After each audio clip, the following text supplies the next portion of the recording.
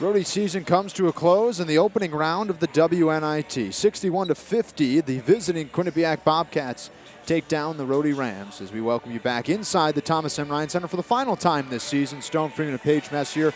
Paige, you said it just in our break there, but Rhode Island just could not buy a basket in the second half. They shot 29% on the game, and ultimately their season comes to a close. Absolutely. Rhode Island got quite a few good looks in that second half, but they just couldn't get – nothing was dropping for them. And what really changed the game was that third quarter where Quinnipiac outscored the Rams 19-9. Yeah, that's right. Let's take a look at some of the highlights here from this game that Rhodey's season comes to a close. Quinnipiac's top scorer, top player, Mackenzie DeWeese, had a couple early buckets for the Bobcats. She did suffer a finger injury that saw her sidelined for the remainder of the game, but the Bobcats still got after it there. So an interior look, Amani Free had 8 points, 3 of 7 shooting, and 8 rebounds. Rhodey had some bench production, though. Senior Marta Vargas had a 3, and then here's a little teardrop. She had 5 off the bench in the first half for URI. And again, it was Quinnipiac that just wouldn't go away. Rhode Island had a 3-point lead at the half, but the Bobcats shot the 3-ball well at certain moments. It was Rosie Caverly that was 3 of 8 from behind the arc. Renat had a 3. She had 5 points off the bench for Rhode Island.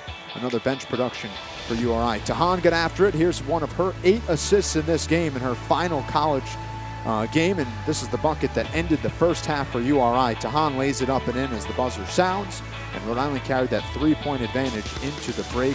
But in the second half, it was all Quinnipiac. Chanell Williams had a 3 for URI that gave them some cushion.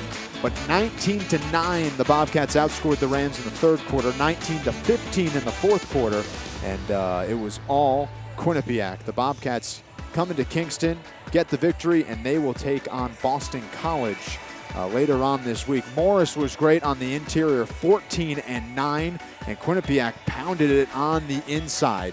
Points in the paint was huge. Both teams really, 58 combined points between Rhode Island and Quinnipiac on the interior. But again, they spaced the floor, they shot the 3-ball when it mattered, and it opened up opportunities like this for Morris on the interior. And that work along the perimeter ended with Caverly's 3 here with the final couple minutes winding down in the fourth. And Paige Messier, they get the victory. Here's the numbers that stick out, though. Rhode Island just 3 of 20 from deep and 29% from behind, from the field, rather. Absolutely. Both teams produced well in rebounding, as you can see, all tied up. But both teams also below their average, like I said before, for shooting. So defense really won Quinnipiac this game, but not to take away from the amazing season that URI has had and the unremarkable records that they've broken. That's right. 22 wins is the most in Rhode Island women's basketball history, and their season comes to an end. It's not usually that it comes to the end this late in the year. March 18th is when Rhode Island season comes to an end, but still big things on the horizon for Tammy Reese and the Rhode Island Rams.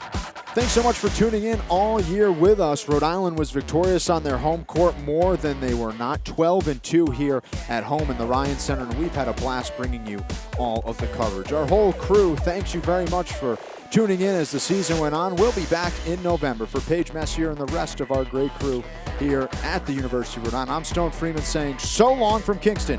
Rhode Island's historic season comes to its conclusion.